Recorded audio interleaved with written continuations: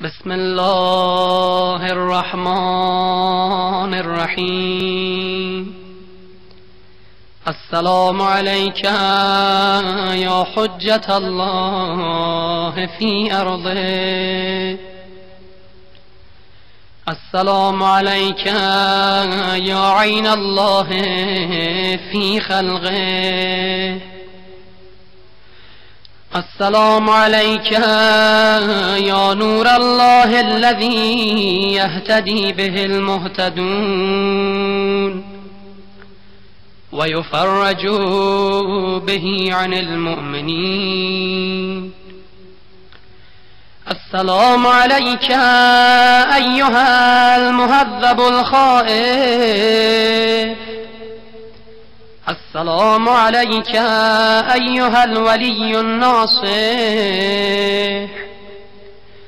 السلام عليك يا سفينة النجاة.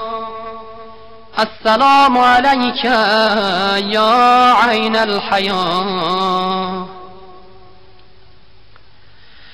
السلام عليك صلى الله عليك وعلى آل بيتك الطيبين الطاهرين.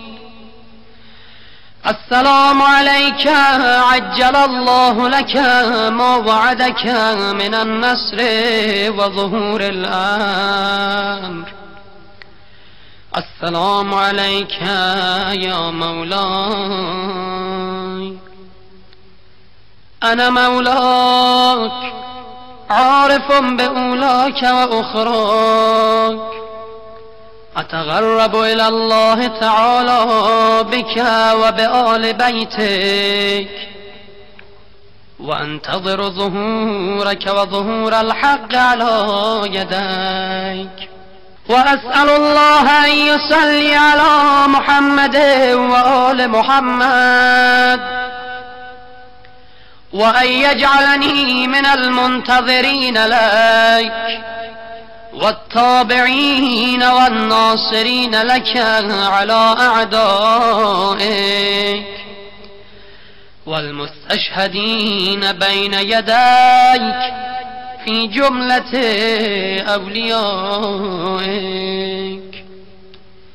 يا مولاي يا صاحب الزمان صلوات الله عليك وعلى آل بيتك. هذا يوم الجمعة وهو يومك المتوقع فيه ظهورك والفرج فيه للمؤمنين على يديك وقتل الكافرين بسيفك. وأنا يا مولاي فيه ضيفك وجارك. وأنت يا مولاي كريم من أولاد الكرام ومأمور بالضيافة والإجارة. فأضفني وأجرني صلوات الله عليك وعلى أهل بيتك الطاهرين.